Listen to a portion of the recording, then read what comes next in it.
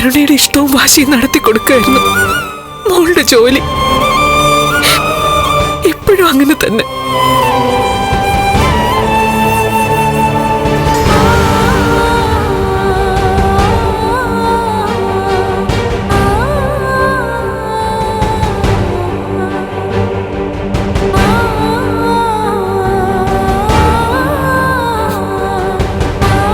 സാരമില്ലമ്മേ, സ്നേഹിക്കാൻ അറിയാവുന്ന എന്നെ മനസ്സിലാക്കുന്ന ഒരാളെ കിട്ടണമെന്നേ എനിക്കുണ്ടായിരുന്നുള്ളൂ.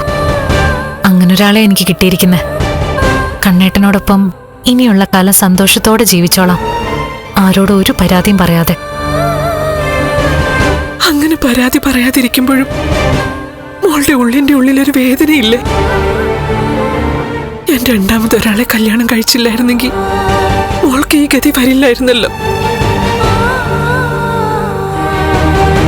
എന്ത് ചെയ്യാൻ?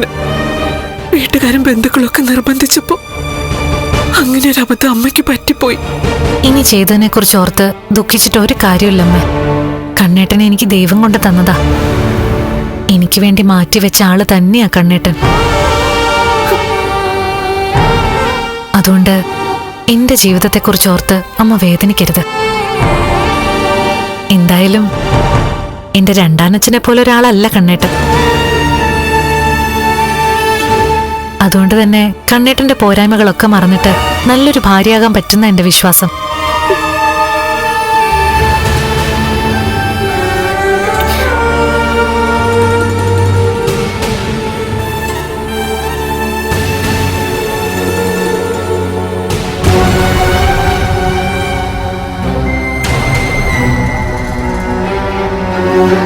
അമ്മ വാ.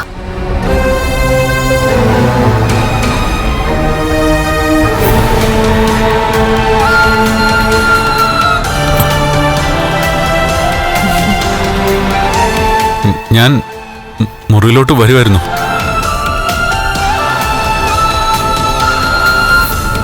ഇവിടെ സംസാരിച്ച എന്തേലും കേട്ടായിരുന്നോ?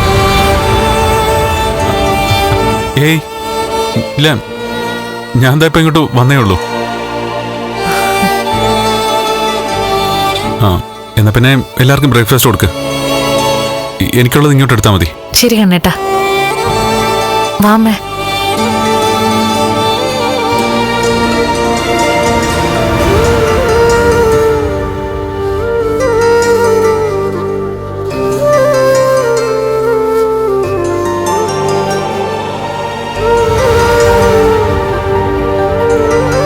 വാമേ.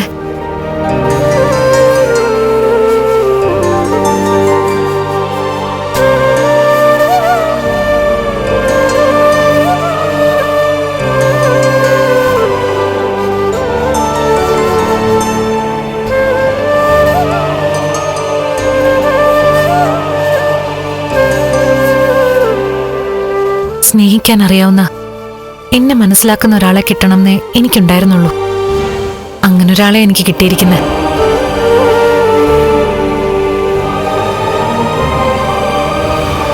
കണ്ണേട്ടനെ എനിക്ക് ദൈവം കൊണ്ട് തന്നതാ. എനിക്ക് വേണ്ടി മാറ്റിവെച്ച ആള് തന്നെയാ കണ്ണേട്ടൻ.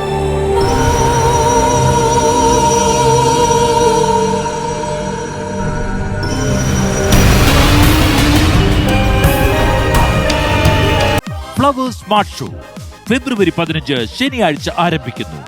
ശനി ഞായർ ദിവസങ്ങളിൽ രാത്രി 9:30 ഫ്ലവേഴ്സിൽ.